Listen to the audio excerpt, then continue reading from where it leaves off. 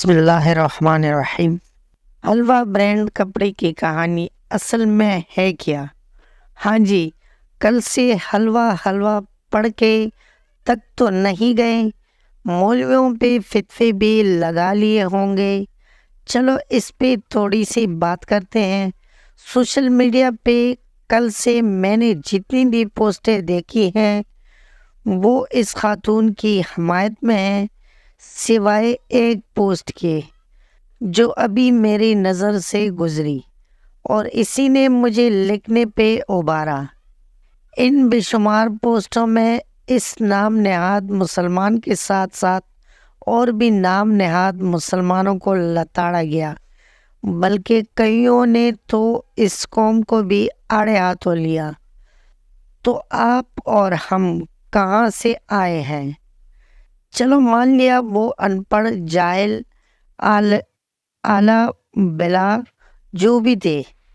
ہم میں سے کتنے لوگ اپنے بچوں کو عربی زبان سکھا رہے ہیں یا ترجمہ قرآن پڑھا رہے ہیں؟ یہ تو قرآنی آیات نہیں تھی۔ چلو بالفرض یہ ٹرینڈ عام ہو جاتا ہے تو کل کو ہم میں سے پہچان کرنے والے کتنے ہیں؟ کیا یہ قرآنی آیات ہے یا نہیں ہے؟ سارے بیس ایک طرف کسی بھی فضول کلچر یا ٹرینڈ کو ختم کرنے کے لیے بڑا سادہ اور آسان طریقہ ملا ہے۔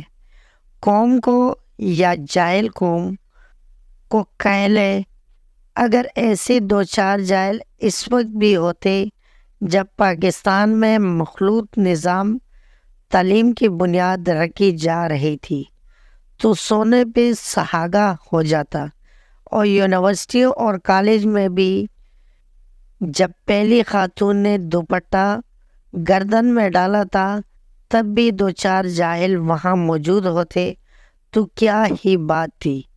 اگر ایسا ہوتا تو دو چار جاہلوں کو ہر یونیورسٹی میں اپنے خرچے پہ ضرور ایڈمیشن دلواتا، مگر کاش ایسا ہوتا۔ اب آپ سوچ رہے ہوں گے میں وقیانوسی سوچ رکھنے والا تو میں ہوں۔ اب اس پوسٹ کا یہ مطلب نہیں لیا جائے کہ میں کل کے واقعے میں ملوث افراد کی حمایت کر رہا ہوں، لیکن یہ تو یقینی بات ہے کہ میں ان کی مخالفت نہیں کر رہا ہوں۔ دوستو، آپ کو آج کی ویڈیو کیسی لگی؟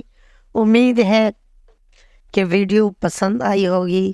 اگر ویڈیو پسند آئی ہو تو ویڈیو کو لائک کر لیں، کمنٹ میں اپنے رائے کا اظہار ضرور کر لینا، اور چینل کو سبسکرائب کرنا مت بھولیں۔ ملتے ہیں اگلی ویڈیو میں، تب تک کے لیے اللہ حافظ۔